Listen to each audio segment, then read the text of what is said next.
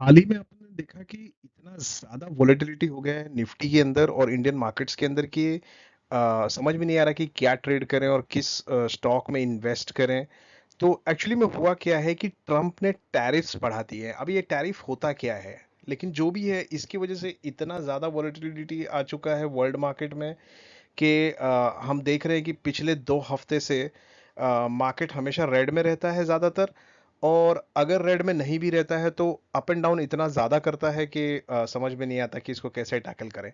तो आइए थोड़ा सा समझते हैं कि एक्चुअली ये टैरिफ है क्या और कैसे ये टैरिफ दुनिया में एक ट्रेड वॉर की तरफ भी बढ़ सकता है। और ये डर इकोनॉमिस्ट को लगा हुआ है। तो आइए समझते हैं कि ये है क्या। अब देखिए तो 9.5 ट्रिलियन डॉलर्स वाइप आउट हो चुका है मार्केट से पूरे वर्ल्ड में। अभी अगर ये देखा जाए तो ये सिर्फ एक हफ्ते में हुआ है जब से कि ट्रम्प ने टैरिफ्स बढ़ाने की बातें की है। 9.5 ट्रिलियन डॉलर्स बहुत ज़्यादा होता है और बहुत बड़े बड़े मेजर मार्केट्स जितने भी हैं कुछ कुछ तो बेयर टेरिटरी में भी आ गए हैं। बेयर टेरिटरी में आने का मतलब ये है कि कुछ कुछ 20% से भी ज़्यादा डाउन हो चुके हैं। और जब 20% से ज़्यादा डाउन कोई भी मार्केट अगर होता है तो उसे कहा जाता है कि वो रिसेशन टेरिटरी में आ गया है, बेयर मार्केट टेरिटरी में आ गया है। तो निफ्टी तो अभी तक उतना नहीं हुआ है, 12%, 11 से 12% तक का ही डाउनफॉल अभी तक हुआ है उसमें। लेकिन जिस तरीके से वो 2 हफ्ते पहले काफी स्ट्रांग रिकवरी दिखा रहा था वो रिकवरी पूरी फेल हो गई है और हम फिर से 52 वीक लो के करीब जाना, मतलब 52 वीक लो के करीब जाते हुए दिख रहे हैं। तो अब ये, अगर आप इसको, मैंने कुछ पॉइंट्स यहाँ पे डाले हुए हैं जो आप देखोगे कि 2 ट्रिलियन कोलैप्स इन मैग्निफिसेंट 7। तो अब मैग्निफिसेंट 7 क्या है? बाय द वे पूरे दुनिया में ये जो शेयर्स हैं जैसे एप्पल, amazon, एक मिनट में इसको हाईलाइट कर देता हूँ। Apple, amazon, alphabet, Meta, Microsoft, Nvidia और टेस्ला, तो इनको बोलते हैं मैग्निफिसेंट 7। अब इनमें से 2 ट्रिलियन डॉलर्स मार्केट कैप खत्म हो चुका है, वो भी सिर्फ लास्ट मंडे की बात कर रहा हूं मैं। तो ऐसा आखिर हुआ क्या है और इतना ज्यादा ओवर रिएक्शंस क्यों स्टॉक्स कर रहे हैं? तो बेसिकली ऐसा है कि ये टैरिफ बढ़ने की वजह से यूएस मार्केट बहुत ज्यादातर ऐसे चांसेस है कि ये रिसेशन में चला जाए। और अब ये देखिए, यहाँ पर टेस्ला 7%, एप्पल 6.3% और एनवीडिया 7%। अब ये बहुत बड़ा कोलैप्स है क्योंकि अगर 7% से एनवीडिया गिरता है तो आप समझिए कि ट्रिलियन डॉलर मार्केट कैप वहीं पे वाइप आउट हो जाता है। तो ये सब जो चीजें हो रही है वो ट्रम्प के टैरिफ्स की वजह से हो रही है। अब यहाँ पे देखिए 2200 पॉइंट सेंसेक्स गिरा और ये पूरे 10 महीनों में सबसे बड़ा फॉल इंडेक्स का हुआ है। 3% ड्रॉप आपको देखने को मिला था। और एक सेशन के जब शुरुआत हुई थी तो एक्चुअली 5% डाउन था जो कि बहुत ही बड़ा गैप डाउन था। लेकिन वहां से फिर कुछ हद तक रिकवर किया। लेकिन 14 लाख करोड़, ये जो नंबर है वो इंडियन मार्केट का है जो वाइप आउट हुआ है। और एफ ने करीबन 3,500 करोड़ के शेयर्स बेच दिए। तो आखिर इतनी सब वॉलेटिलिटी हो क्यों रही है और ये टैरिफ करना जरूरी क्यों था ट्रम्प के लिए, ये हम देखेंगे अभी। और एक चौंकाने वाली चीज है कि यूएस क्रूड ऑयल $60 के नीचे चला गया, जो बहुत मेरे ख्याल से 4 साल बाद ये चीज हो रही है। तो ऐसा मानना है कि इंडिया के लिए काफी अच्छा हो $60, लेकिन अगर पूरा दुनिया ही रिसेशन में जा रहा है बिकॉज ऑफ टैरिफ्स तो डॉलर के ये नीचे जाने का कोई पॉजिटिव बेनिफिट तो यहाँ पे मार्केट्स को दिखाई नहीं दे रहा है ऐसा। बिटकॉइन की बात करें जो थोड़ा सा स्टॉक मार्केट से अलग हो गया है, क्रिप्टो करेंसी मार्केट है, लेकिन वो भी अपने 100,000 लेवल से जो जनवरी में था अब 78,000 डॉलर्स के लेवल पे आ गया। मतलब उसमें भी करीबन एक 22% का फॉल अपने को देखने को मिल गया है। तो ये थोड़ा सा एक ऐसा सिचुएशन आ गया है जहां पे वर्ल्ड के सभी मार्केट्स और सभी एसेट क्लास डाउनफॉल में चल रहे हैं। तो बेसिकली अगर आप देखें तो ये टैरिफ्स है क्या।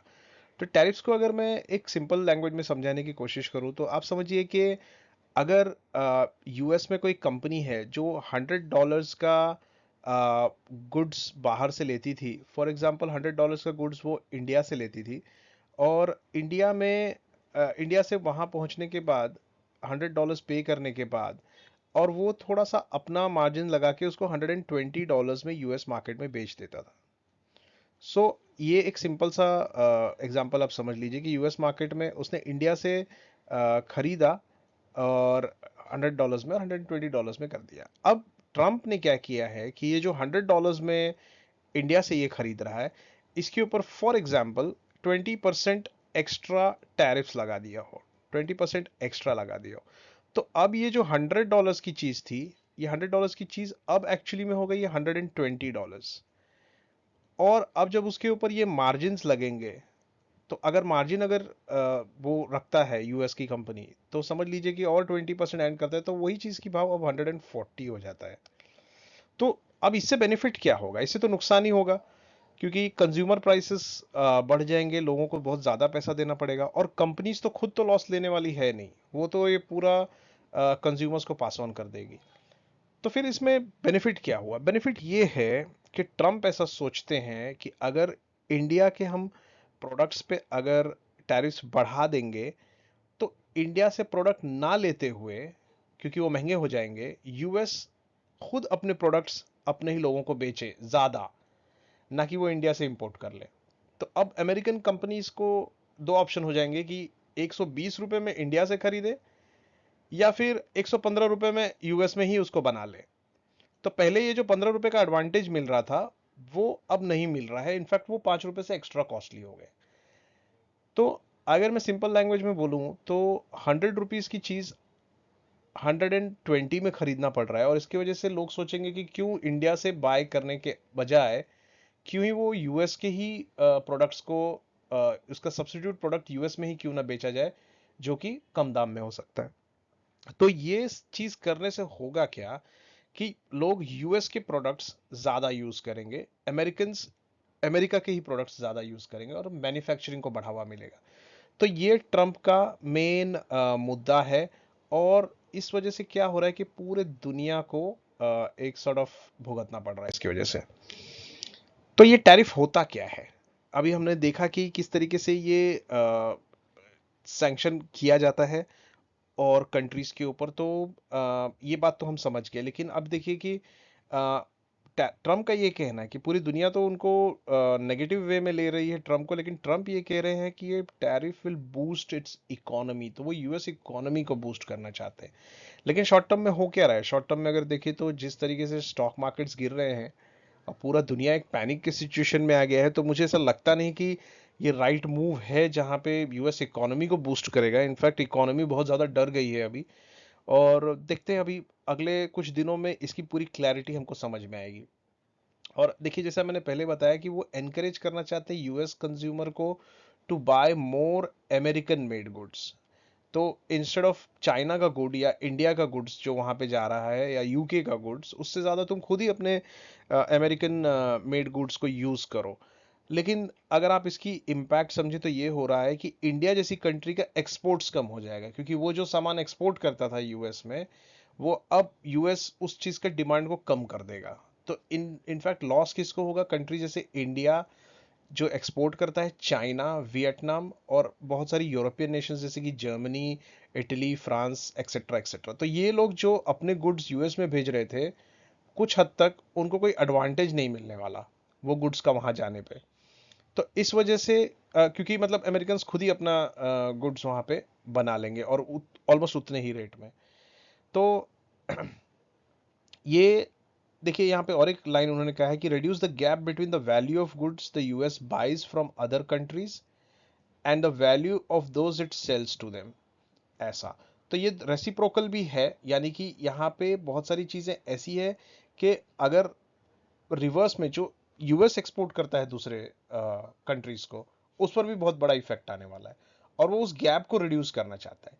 तो मान लीजिए अगर वो $100 का एक्सपोर्ट करता है, $100 का एक्सपोर्ट करता है, तो वो पॉजिटिव में कर लेते हैं, और नेगेटिव में वो $200 का इंपोर्ट कर लेता है।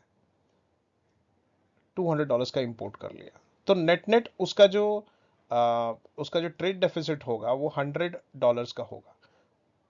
और ये $100 के ट्रेड डेफिसिट को ट्रम्प कम करना चाहते हैं। तो इस वजह से वो चाहते हैं कि अगर मैं अपने एक्सपोर्ट की वैल्यू को बढ़ा दूंगा और इंपोर्ट की वैल्यू को मैं कम करवा दूंगा, तो उससे नेट नेट मेरा ये जो ट्रेड डेफिसिट है वो कम हो जाएगा। ये उनका सोचना है।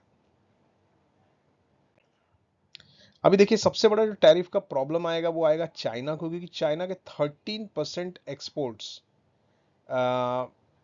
यूएस के ₹100 में से 13 $100 में से $13 का इंपोर्ट सिर्फ चाइना से आता है। तो इसको और इसके ऊपर 34% टैरिफ लग चुका है। इंडिया का काफी कम है, 2.7 है, लेकिन हमारे कंट्री के हिसाब से बहुत ही बड़ा है, और इस पर 27% टोटल टैरिफ्स लग चुके हैं। तो हमको भी खामियाजा भुगतना पड़ेगा एक्सपोर्ट्स के नंबर्स में, और जितनी भी चीज़ें यहाँ से एक्सपोर्ट हो रही वो वहाँ पर महंगी होंगी, जिस वजह से उनका डिमांड कम हो सकता है। और इंडिया के साथ जो ट्रेड बैलेंस जिसको बोलते हैं, जो मैंने आपको पहले समझाया, जो डेफिसिट आ रहा था $100 का, वो ट्रेड बैलेंस जो है वो हम फुलफिल करना चाहते हैं, यूएस ऐसा कह रहा है। तो